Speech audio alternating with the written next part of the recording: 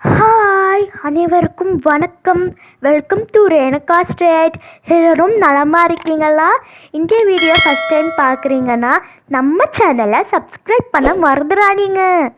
இன்றைக்கி நாம் ஒரு குக்கி, அதாவது டேஸ்டியாக, நல்ல ஒரு ஹெல்த்தியாக, அப்புறம் நல்லா மென்று சாப்பிடக்கூடிய, அதாவது வெளியில் பார்க்குறதுக்கு ஒரு கிறிஸ்பி டெக்ஸ்டர் இருக்கும், ஆனால் உள்ளே நல்லா ஒரு சூவியாக, நல்லா மஞ்ச் பண்ணி சாப்பிடக்கூடிய ஒரு குக்கி. இந்த குக்கி மைதா யூஸ் பண்ணாமல், அதே மாதிரி வெண்ணெய் இல்லாமல், முட்டை இல்லாமல், பேக்கிங் பவுடர், பேக்கிங் சோடா எதுவுமே இல்லாமல் எல்லோரும் சாப்பிடக்கூடிய வகையில் நாட்டு சக்கரை சேர்த்து, அதே மாதிரி குழந்தைங்களுடைய ஸ்நாக் பாக்ஸ்க்கு கட்டி கொடுக்கலாம்.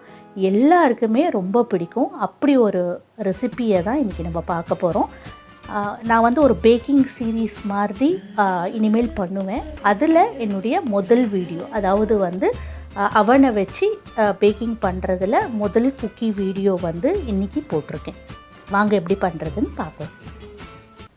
இதுக்கு முதல்ல தேங்காய் பொடி பண்ணி எடுத்துக்கிறேன். ஒரு சின்ன மூடி அளவு, ஒரு மூடி சின்ன சைஸ் இருக்கிற தேங்காவை நறுக்கி மிக்சர் ஜாரில் போட்டு பொடி பண்ணி எடுத்து வச்சுக்கிறேன். அதுக்கப்புறம் அந்த மிக்சர் ஜாரில் ஒரு கப்பு ஓட்ஸு, இது 240 ml அளவு இருக்கிற கப்பு, ஒரு கப்பு ஓட்ஸை பொடி பண்ணி எடுத்துக்கிறேன். மிக்சர் ஜாரில் அந்த ஓட்ஸ் பொடி அப்படியே இருக்கட்டும். அதுக்கு மேலே 3 பெருச்சம்பழம் கொட்டை இல்லாமல் அந்த மிக்சர் ஜாரில் சேர்த்துக்கிறேன். அப்புறம் 1/4 கப்பு நாட்டு சக்கரை சேர்த்துக்கிறேன். 4 பழுத்த சின்ன சைஸ் வாழைப்பழம் சேர்த்துக்கிறேன். பெரிய சைஸ் வாழைப்பழமாக இருந்தால் 2 போதும், ஆனால் நல்லா பழுத்து இருக்கணும். மெஷரிங் கப்பு தான் யூஸ் பண்ணணுன்ற அவசியம் கிடையாது, ஏன்னா பேக்கிங் பவுடர், பேக்கிங் சோடா இதெல்லாம் நம்ம சேர்க்கலை. ஸோ வீட்டில் எந்த கப்பு எடுத்துக்கிறீங்களோ அந்த அளவுக்கு நீங்கள் மெஷர் பண்ணிக்கோங்க. பால், அப்புறம் எண்ணெய் எல்லாமே நீங்கள் எந்த கப் யூஸ் பண்ணுறீங்களோ அதிலே மெஷர் பண்ணிக்கோங்க. அப்புறம் 1/4 கப்பு காய்ச்சி ஆற வைத்த பால், அதையும் அந்த மிக்சர் ஜாரில் சேர்த்துக்கிறேன். 1/4 கப்பு சன்ஃப்ளவர் ஆயில், 1/4 கப்புக்கு கொஞ்சம் கம்மியாக இருந்தால் கூட ஓகே தான். இதெல்லாம் சேர்த்து நல்லா ஃபைனாக அரைச்சி எடுத்துக்கிறேன். இதை மாதிரி இருக்கும் அந்த கலவை. ஒரு பாத்திரத்தில் கொட்டிட்டு ஏற்கனவே நம்ம எடுத்து வச்சுருக்கிற தேங்காய் பொடி, அந்த துருவலை அதில் சேர்த்துக்கிறேன். அப்புறம் 1/2 கப்பு ஓட்ஸ் சேர்த்துக்கிறேன்.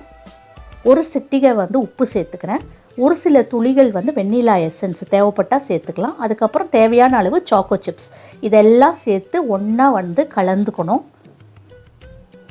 கலந்ததுக்கப்புறம் அந்த கலவை இதை மாதிரி இருக்கும். அதுக்கப்புறம் ஒரு கரண்டியோ ஒரு ஸ்பூனோ இந்த வீடியோவில் இருக்கிற மாதிரி எடுத்து பேக்கிங் ட்ரேயில் பட்டர் பேப்பர் பரப்பி அதுக்கு மேலே அந்த கலவையை வச்சுக்கணும்.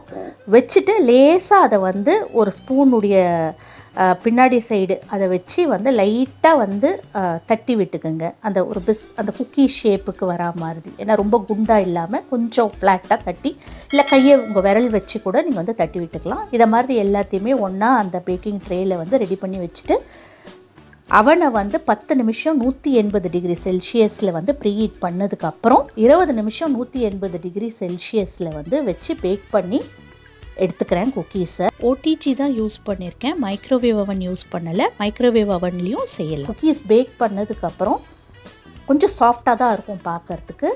ஆற ஆற அது நல்லா கெட்டியாகிடும். இப்போ வெளியில் பார்க்குறதுக்கு நான் ஏற்கனவே சொன்ன மாதிரி இந்த குக்கீஸ் இப்படி தான் இருக்கும். ஆனால் சாப்பிடும்போது நல்லா ஒரு சூவி டெக்ஸ்சராக இருக்கும். இந்த குக்கீஸை நீங்கள் காலையில் பிரேக்ஃபாஸ்ட்டுக்கு கூட ஒரு 4 குக்கீஸ் சாப்பிட்டிங்கன்னா ரொம்ப ஃபில்லிங்காக இருக்கும்.